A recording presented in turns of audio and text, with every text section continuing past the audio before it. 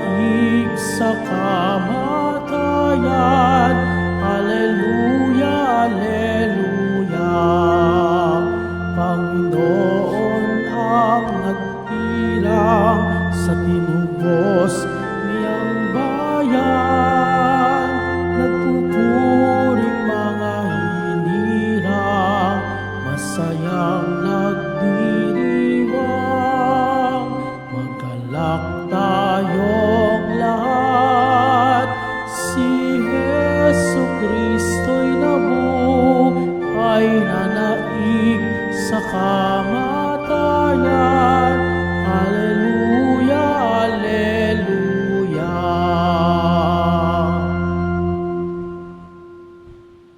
Sa ngalan ng Ama at ng Anak at ng Espiritu Santo, Amen. ang pagpapala ng ating Panginoong Hesukristo, ang pag-ibig ng Diyos Ama, at ang pakikipagkaisa ng Espiritu Santo, naway sumainyong lahat.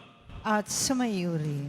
Dahil tayo ay madaling makalimot, dahil tayo ay naging palalo sa harapan ng Diyos, aminin natin ang ating mga kasalanan at humingi ng kapatawaran sa Kanya.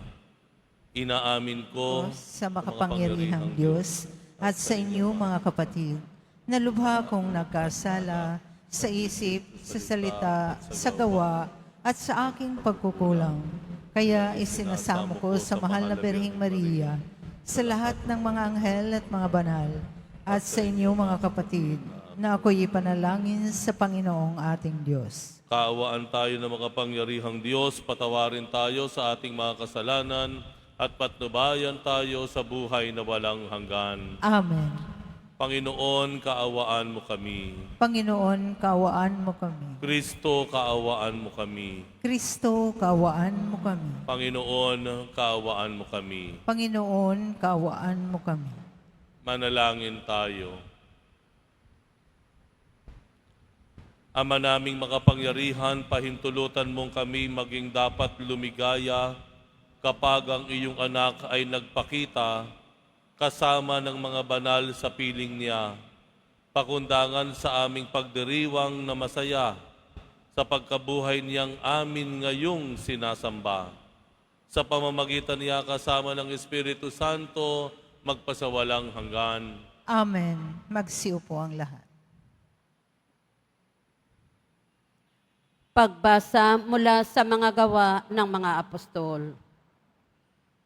Noong mga araw na iyon, ang mga naghatid kay Pablo ay sumama sa kanya hanggang Atenas. Pagkatapos, nagbalik sila sa Berea. Taglay ang bili ni Pablo kina Silas at Timoteo, na sumunod sa lalong madaling panahon. At si Pablo ay tumayo sa harap ng kapulungan ng Areopago at nagsalita, "Mga taga-Atenas, napapansin kong buhos na buhos ang inyong kalooban sa relihiyon, sapagkat sa paglalakad ko sa lungsod at pagmamasid sa mga sambahan ninyo, nakakita ako ng isang dambanang may nakasulat na ganito, sa Diyos na hindi nakikilala, ang inyong sinasamba kahit hindi ninyo kilala, ang siya kong ipinapahayag sa inyo. Ang Diyos na gumawa ng sanlibutan at ng lahat ng naroroon, ang siyang Panginoon ng langit at lupa. Kaya't hindi siya tumatahan sa mga templong ginawa ng tao. Hindi sa siya nangangailangan ng anuman, kaya siya pinaglilingkuran ng mga tao. Sapagkat siya ang nagbibigay ng buhay, hininga, at ng lahat ng bagay sa sangkatauhan. Mula sa isang nilikha niya ang lahat ng lahi sa balat ng lupa. Itinakda niya ang kanyang-kanyang panahon at hangganan. Ginawa niya ito upang hanapin nila ang Diyos, baka sakaling kanilang pag-aapuhap ay matagpuan siya. Ang totoo, hindi naman siya malayo sa bawat isa sa atin, sapagkat hawak niya ang ating buhay, pagkilos at pagkatao. Tulad ng sinabi ng ilan sa inyong mga makata, tayo nga'y mga anak niya. Yamang tayo'y mga anak ng Diyos, huwag nating akalain na siya ay tulad ng larawang ginto, pilak o bato, na pawang likha ng isip at kamay ng tao. Mahabang panahong di pinansin ng Diyos ang di pagkakakilala sa Kanya ng tao. Ngunit ngayon, inuutos niya na magsisi sila talikdan ang kanilang masamang pamumuhay. Sapagkat itinakdanan niya ang araw ng paghukom sa sanlibutan, at ito'y buong katarungan niyang gagawin sa pamamagitan ng kanyang hinirang. Pinatunayan niya ito sa lahat nang buhayin niyang muli ang taong iyon. Nang marinig nila ang sinabi ni Pablo tungkol sa muling pagkabuhay, tinuya siya ng ilan, ngunit sinabi naman ng iba, ibig namin kayong mapakinggan uli tungkol dito. At umalis doon si Pablo. May ilang sumama sa kanya at sumampalataya sa Diyos. Kabilang dito si Dionisio, na isa sa Areopago, na bumubuo ng kapulungan ng Areopago. May sumama ring babaeng nagngangalang Damaris at mga iba pa. Pagkatapos, umalis si Pablo sa Atenas at nagtungo sa Corinto. Ang salita ng Diyos. Salamat sa Diyos. Ang kadakilaan ng Diyos sa lupa't langit ay lubos. Ang kadakilaan ng Diyos sa lupa at langit ay lubos. Purihin ng Diyos nitong kalangitan. Kayo sa itaas, siya'y papurihan. Ang lahat ng anghel magpurit magdiwang, kasama ang hukbo, roong karamihan.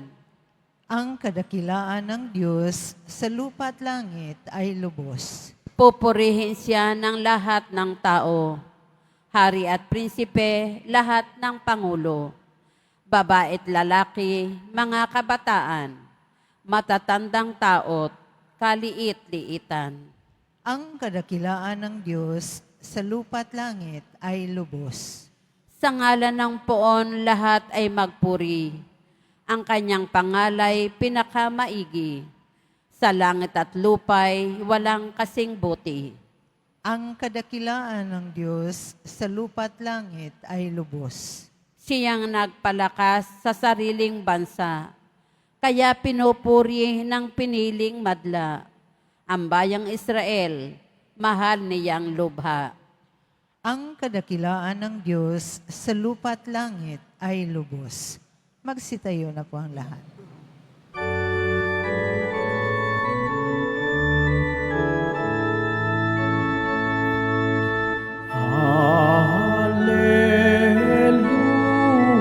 Hallelujah, hallelujah,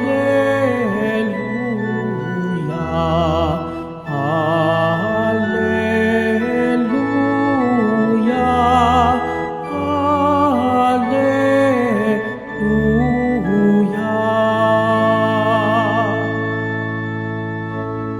Hihilingin ko sa Ama, Espiritu'y isugo niya upang sumainyo tuwina. Hallelujah, hallelujah,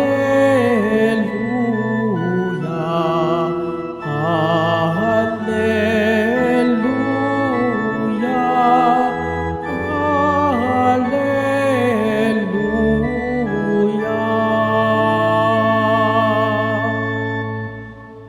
Sumainyo ang Panginoon. At sumaiyo rin. Ang mabuting balita ng Panginoon ayon kay San Juan.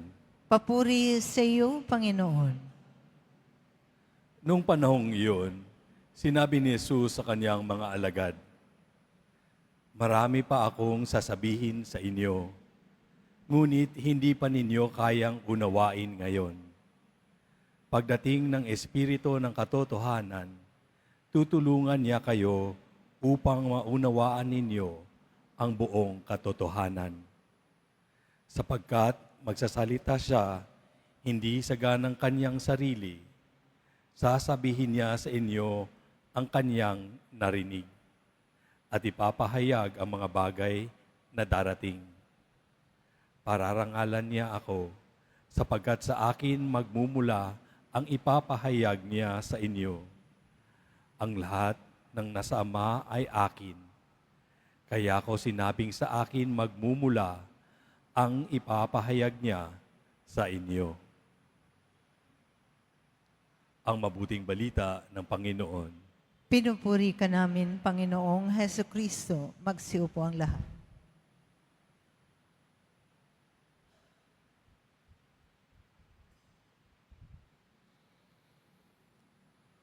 Marami pa akong sasabihin sa inyo, ngunit hindi pa ninyo kayang unawain pagdating ng Espiritu ng katotohanan. Tutulungan niya kayo upang maunawaan ninyo. Marahil mayroon kayong karanasan nung bata pa kayo, hindi kayo naisasama sa mga usapin sa loob ng pamilya. Ako po ay bunso sa 6 na magkakapatid at ang sinundan ko po ay 10 taon ang aming pagitan. Kaya kung ang pag-uusapan po natin ay yung karanasan na hindi nakakasali sa mga usapan sa bahay, marami po ako nun. Maraming beses na mag-uusap ang aking mga magulang kasama ang aking mga kapatid, lagi akong inihiwalay. Pinaakyat ng kwarto o kaya pinalalabas muna sandali ng bahay. Saka sila mag-uusap. Hindi ko po maunawaan nung pangapanahon na iyon, pero nung nagtagal ay unti-unti kong naunawaan. Dahil sabi nga, hindi pa kaya ng aking murang isip ang mga usapin sa bahay nung mga panahon na iyon. Marami tayong mga bagay na tanong. Sabi nga sa Ebanghelyo, marami pa akong sasabihin, ngunit hindi nyo kayang unawain. May mga usapin, pangyayari sa buhay natin na hirapan tayong unawain. Hindi natin maunawaan kung bakit nangyari sa atin, kung bakit sa dami-dami tayo pa, kung bakit tayo naman ay mabait, wala tayong inaargabyado, bakit tayo pa ang nalalamangan. Yung mga hindi nating maunawaan kung bakit dito tayo isinilang sa pamilyang ito, bakit siya ang naging magulang mo pa, o kaya bakit hindi nagkakaroon ng magandang resulta ang lahat ng mga pagsusumikap mo, bakit sa lahat ng ginawa mong sakripisyo ay parang napakadamot ng kapalaran sa iyo. Marami tayong hindi maunawaan. Hindi natin kayang ipaliwanag. Ang sabi po sa pag-aaral, ang tao raw po isinilang na talaga namang puro tanong. Habang lumalaki ang tao, laging may tanong tayo na bakit at paano. Likas daw po iyon sa tao.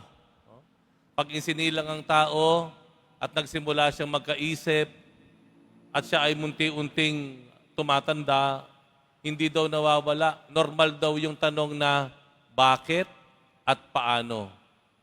Kahit po tayo ay mga adults na, ay mga matatanda na o may edad na, meron pa rin daw tayong mga tanong. Sa panahon ngayon, may tinatawag na information overload. Ibig sabihin, napakadami pong available na karunungan at kaalaman na kayang-kaya po nating puntahan. No? Information overload.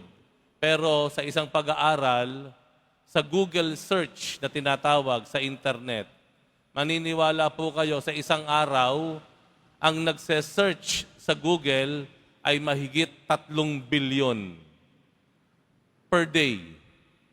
Ipinapakita talaga na talagang ang tao ay maraming tanong pa rin, hindi maipaliwanag, hindi maunawaan, naghahanap ng kaliwanagan. Pero kung titingnan po natin ang Ebanghelyo, una sa lahat, may tatlong bagay tayong gustong bigyan ng pansin sa gitna ng katotohanan na ito na marami tayong mga tanong. Una, hindi natin maunawaan dahil nasa proseso tayo ng pagtanda. Ibig sabihin na po natin na ang karunungan or wisdom, nakukuha po iyan sa mga taon, sa bilang na taon na ating lalampasan. Kaya nga ba, di ba sabi natin, ang karunungan ng matatanda at minsan ay kamangmangan ng mga bata. Ibig sabihin po, we have to be patient. May mga bagay po tayo na talagang overtime saka lang natin mauunawaan. Dumadaan talaga tayo sa normal at natural na proseso mula sa murang pagkaalaman papunta sa karunungan at ito ay dadaan sa taon ng buhay. Let us be patient. Maghintay tayo. Let the natural flow happen. Nangyayari po iyan. Normal iyan. Hintay ka lang ng ilang taon, huwag kang mag-alala, mauunawaan mo din yan. Be patient. Okay? Number 2, kailangan nating makilala talaga ng higit pa ang Diyos. Ang pagkilala sa Diyos ay pagkilala sa ating sarili. Ang kaalaman sa Diyos ay kaalaman sa buhay ng tao at sa mundo. Yun po ang katotohanan. Kung kaya tayo inaanyayahan na patuloy na kilalanin ang Diyos. Patuloy po nating palalimin ang ating pagtanggap sa Kanya. Patuloy po natin na payabungin ang karunungan natin tungkol sa ating pananampalataya.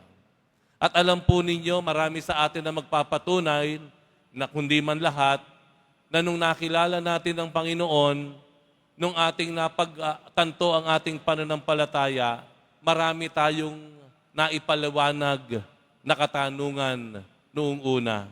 Naging maliwanag ang ating isip, naging payapa tayo sa mga katanungan natin dahil nakilala natin ang Panginoon, narinig natin ang Kanyang mga salita, ang Kanyang mga pangaral. Kung kaya't yun yung pangalawang paraan para harapin ang walang puknat na katanungan ng tao. Kilalanin natin ang ating Diyos. Patuloy po nating palalimin ang pagkilala sa Kanya. Una, maghintay, dadaan tayo sa proseso. Pangalawa, kilalanin ng Diyos ng patuloy pa. Ikatlo, kailangan po nating manatili sa simbahan. Kailangan po nating manatili sa katuruan ng simbahan. Ano sabi sa Ebanghelyo? Ang sabi sa Ebanghelyo, pagdating ng Espiritu ng katotohanan, tutulungan niya kayo upang maunawaan ninyo. Ang tanong, saan ba kumikilos ang Espiritu ng katotohanan? Saan ba kumikilos ang Espiritu ng Diyos? Hindi ba't ito ay kumikilos sa simbahan? Hindi ba't ang Espiritu ang siyang nagbigay buhay sa simbahan? Hindi ba't ang simbahan ang pinagkatiwalaan ng Diyos, ng Kanyang Espiritu at ng karunungan niya? Kung kaya't marami sa atin po ang nakasusumpong ng kasagutan dahil sa mga katuruan ng simbahan, church teachings, catechism. Maikwento ko lamang po, years ago when I was a lot younger, ako po ay naglilingkod na sa simbahan. Ako po ay matagal nang naglilingkod, bata pa ako. Dumating yung balita na magkakaroon ng 3 days of darkness. Siguro yung iba sa inyo, alam niyo yun. Ang mangyayari daw, 3 araw na hindi sisikat ang araw. Na ang mga puwersa ng demonyo, kukunin tayo, ang sabi ganoon. Ang mga demonyo raw mag-iikot sa mundo, kukunin niya ang mga tao, papatayin. Ano ang pwedeng gawin? Ano ang solusyon? Pumunta ka raw sa bahay mo. At pagkatapos, magtiri ka ng kandilang nabasbasan. At pagkatapos, takpan mo lahat ng butas ng bahay mo. Maniwala kayo sa hindi, ako'y taga-simbahan na noon, ako'y naglilingkod pa. Yun nga ang ginawa ko. Bumili kami ng napakaraming kandila. At nung Kandelarya, nung taon na iyon, kapistahan ng Kandelarya, punong-puno yung harapan ng simbahan, nung altar, nung mga kandilang patong-patong na parang bundok. Katunayan na maraming mananiwala dun sa 3 days of darkness. Kaya minsan isang misa doon sa Pasig, simbahan ng Pasig, nagsalita na yung pare. Ang sabi ng pare, wag po kayong maniniwala sa sinasabing pagdating ng Diyos na magkakaroon daw ng 3 araw na nakadiliman. Huwag kayong maniniwala, hindi po totoo yun. Akong nakikinig, sabi ko, sino may sabi na? Marami na akong nabasa na patunay na mangyayari ito. So hindi ako nakinig. No? Dumating yung takdang araw na sinasabing hindi daw sisikat ang araw. Wala niyo kung ano nangyari. Maagang maaga pa, mas mainit pa sa ulo ko yung init ng araw. Napakainit. At pagkatapos ng 3 araw na yun na sinasabing magdilim daw at hindi sisikat ang araw, na ang nangyari ay napakainit at napakasikat ng araw, saka ako napagtanto, masyado pala akong naging mayabang. Masyado pala akong nanangan sa sarili kong karunungan. Kumot ako ay taga-simbahan na, nanangan ako sa aking sariling karunungan at pangunawa. Inaanyayahan tayo ng Diyos na patuloy na tanggapin ang katuruan ng simbahan. Dahil ang Espiritu ng Diyos na sinasabi dito sa Ebanghelyo, ang Espiritu ng katotohanan ay mangungusap sa atin, magbibigay paliwanag sa ating mga katanungan, magbibigay ng pangunawa sa atin sa pamamagitan ng simbahang itinayo ng Panginoon. Marami tayong katanungan. Hindi mawawala ang mga tanong nating bakit at paano, talagang ganun ang tao. Pero 3 mungkahi ang sinasabi sa ating araw na ito. Maghintay ka, padaanin mo ang mga taon, darating ang sandali, makukuha mo na at mauunawaan mo. Pangalawa, patuloy mong kilalanin ang Diyos. Pangatlo, patuloy po tayong magtiwala at makinig sa katuruan ng simbahang itinayo ng Panginoong Jesus Nazareno. Tumayo na po ang lahat.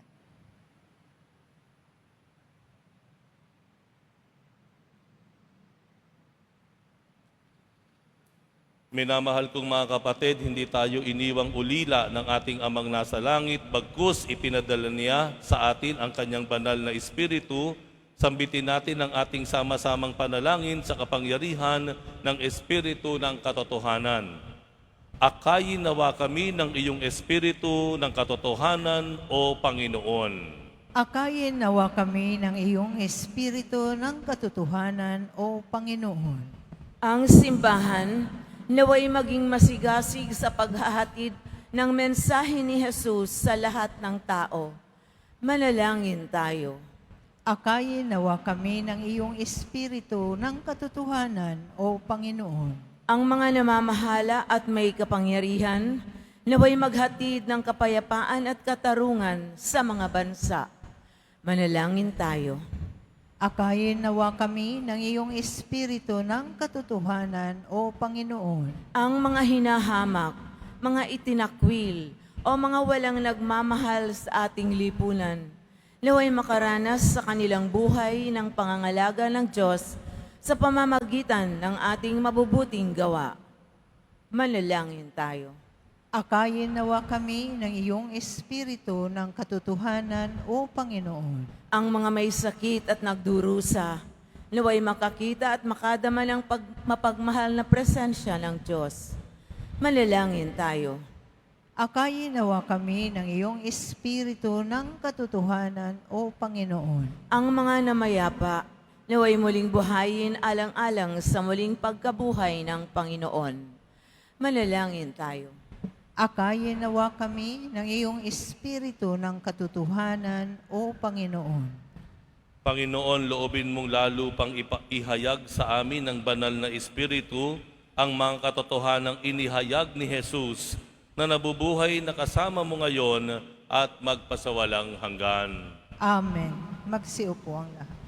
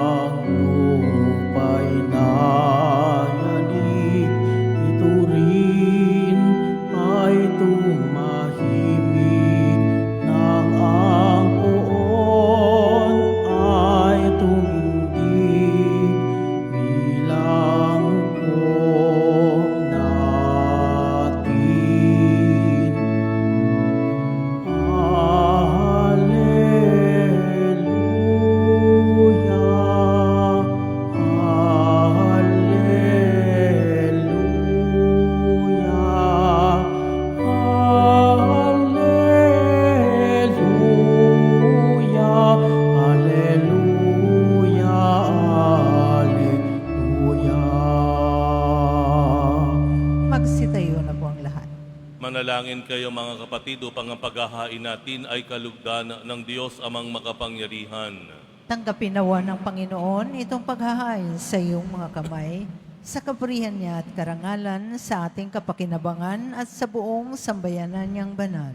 Ama naming lumikha sa paghahain ng banal na pagpapalitan ng iyong mga kaloob at ng aming alay, kami pinagsasalo mo sa iyong buhay na namumukod-tangi at walang kapantay. Ipagkaloob mo ang aming pakikinabang sa iyong pakikisamang aming maaasahan ay siya ring umiral sa aming pamumuhay araw-araw.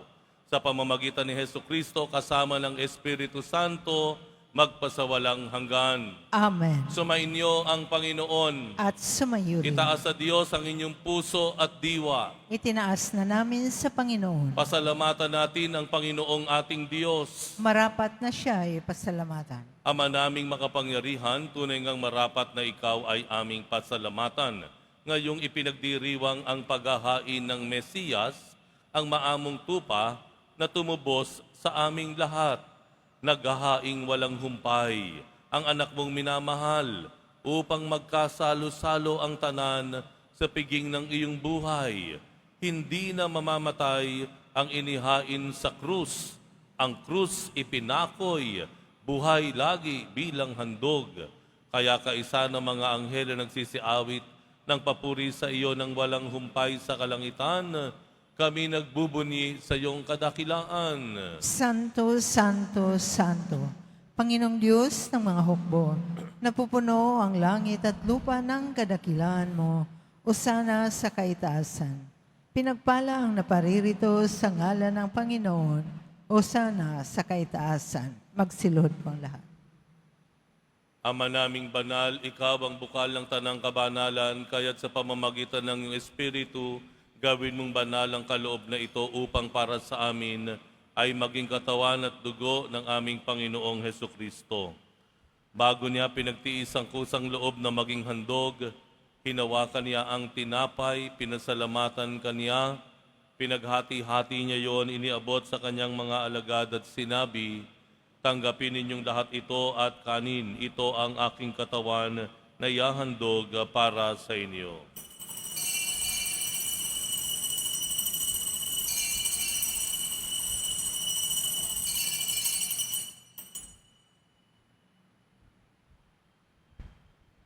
Gayun din naman nung matapos ang hapunan, hinawakan niya ang kalis, muli kaniyang pinasalamatan. Iniabot niya ang kalis sa kanyang mga alagad at sinabi, tanggapin ninyong lahat ito at inumin, ito ang kalis ng aking dugo ng bago at walang hanggang tipan ang aking dugo na ibubuhos para sa inyo at para sa lahat sa ikapagpapatawad ng mga kasalanan.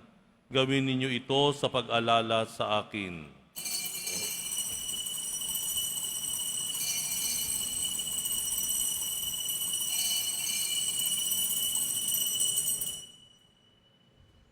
Tumayo na po ang lahat.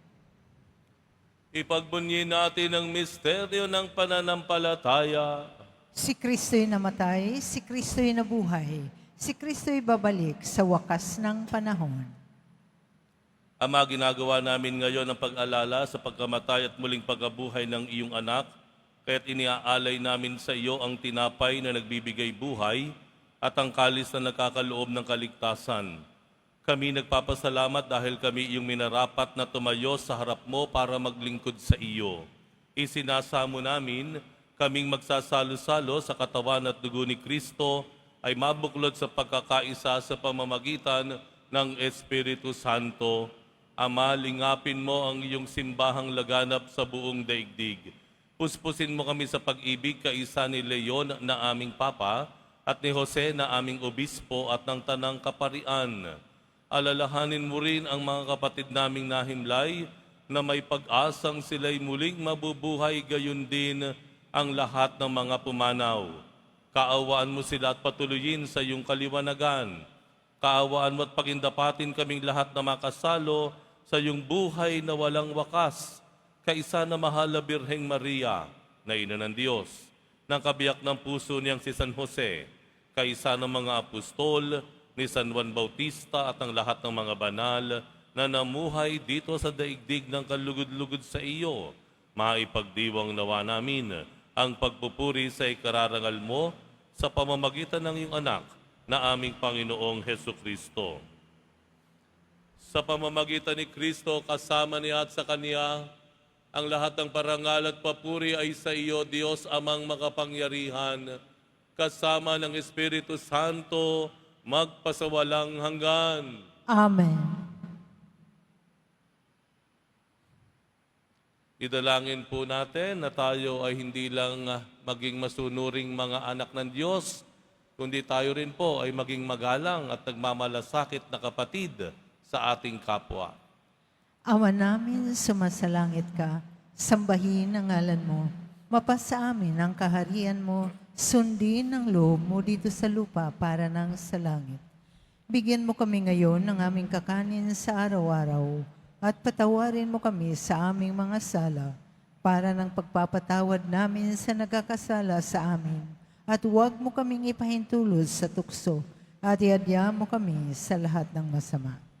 Hinihiling namin kami iadya sa lahat ng masama, pagkalooban ng kapayapaan, araw-araw, iligtas sa kasalanan, at ilayo sa lahat ng kapahamakan, samantalang aming pinananabikan ang dakilang araw ng pagpapahayag ng tagapagligtas naming si Hesukristo. Sapagkat iyo ang kaharian at ang kapangyarihan at ang kapurihan magpakailanman. Amen. Panginoong Hesukristo, sinabi mo sa iyong mga apostol, kapayapaan ang iniiwan ko sa inyo, ang aking kapayapaan ang ibinibigay ko sa inyo. Tunghayan mo ang aming pananampalataya at huwag ang aming pagkakasala. Pagkalooban mo kami ng kapayapaan at pagkakaisa, ayon sa iyong kalooban, kasama ng Espiritu Santo, magpasawalang hanggan. Amen. Ang kapayapaan ng Panginoon ay laging sumainyo. At sumayo rin. Magbigayan kayo ng kapayapaan sa isa't isa. Kordero ng Diyos na nag-aalis sa mga kasalanan ng sanlibutan, maawa ka sa amin. Kordero ng Diyos na nag-aalis sa mga kasalanan ng sanlibutan, maawa ka sa amin. Kordero ng Diyos na nag-aalis sa mga kasalanan ng sanlibutan, ipagkaloob mo sa amin ang kapayapaan. Magsiluhod po ang lahat.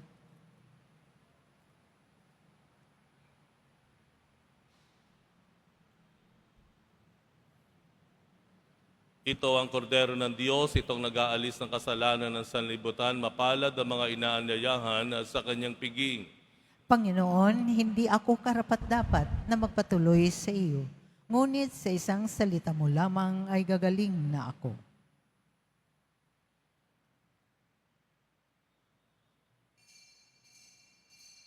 Para sa lahat ng tatanggap ng banal na komunyon, sasagot po tayo ng amen. Pagkasabi ng pariyo ng lay minister ng katawan ni Kristo at isubo agad sa bibig bago umalis sa harapan ng pariyo ng lay minister. Sumunod po tayo.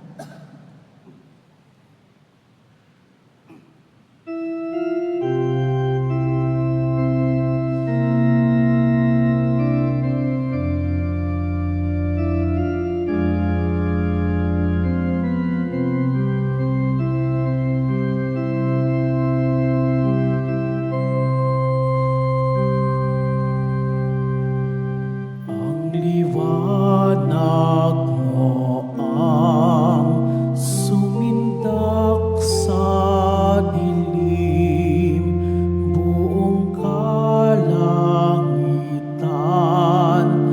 nagsaya't nagniningning, kumislap, pumindak ang mga bituin, nalikha ang lahat ng mga lupain.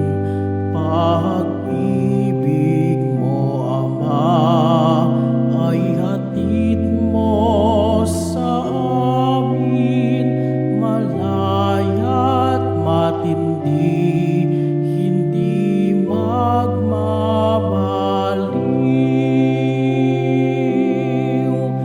Dininig sa tuwa ang buong nilikha, pinuno ng aliw ang aba at ang dukha ng pagmamahal, binigay mong sadya, matupad na gawa ang iyong milita.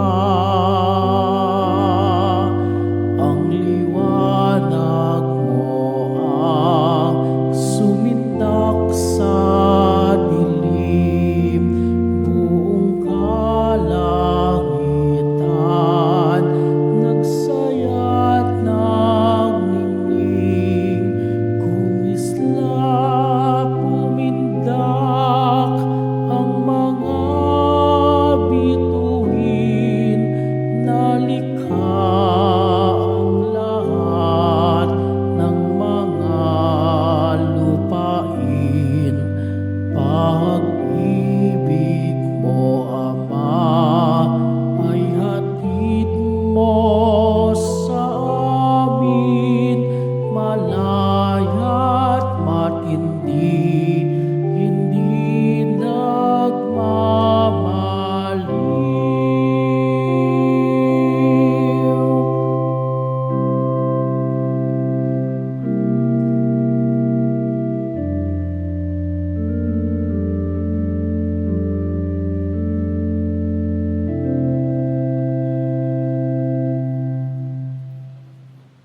Announcement. Mga kadiboto, mabibili pa rin po sa ating Paris Office ang Nazareno Images, Nazareno Medallion, at ang Nazareno Novena and Prayer Booklet in English or Tagalog. Pagkatapos ng misa, wiwisikan po ang lahat ng banal na tubig. Pinakikiusapan ng lahat na manatili lamang muna sa inyong mga lugar, tanging sa Quezon Boulevard o sa Plaza San Juan lamang ang labasan ng lahat. Sumunod po tayo. Maraming salamat po sa inyong pagdalaw at pagsisimba sa Basilica Minor at Pambansang Dambana na Jesus Nazareno. Tumayo na po ang lahat. Manalangin tayo. Ama naming mapagmahal, manatili kang kapiling ng iyong sambayanan na ngayoy pinapakinabang mo sa iyong sariling buhay at gawin mong kami pasulong na makahakbang mula sa dati naming pagkamakasalanan patungo sa pagbabagong nagdudulot ng iyong kabutihan. Sa pamamagitan ni Hesukristo, kasama ng Espiritu Santo, magpasawalang hanggan. Amen. Sumainyo ang Panginoon. At sumayo rin. Mahal na poong Jesus Nazareno, inihayag mo sa pamamagitan ng krus ang walang maliw na pag-ibig ng Diyos sa sangkatauhan. Pakinggan mo ang kahilingan lalo na para sa mga nangangailangan ng iyong tulong at awa. Makamtanawa namin ang iyong kasagutan na may utang na loob na tinatanaw. Basbasan din po ninyo itong mga imahen at dasalan upang lalo kaming manalangin at magtiwala. Sa pamamagitan ng bendisyon na ito, naway lalo kaming maging mapaglingkod, masunurin at tapat sa iyo na aming maluwalhating Panginoon, magpasawalang hanggan. Amen. At pagpalain kayong lahat ng makapangyarihang Diyos, Ama at Anak at Espiritu Santo. Amen. Humayo kayo taglay ang kapayapaan ng Pong Jesus Nazareno. Salamat sa Diyos.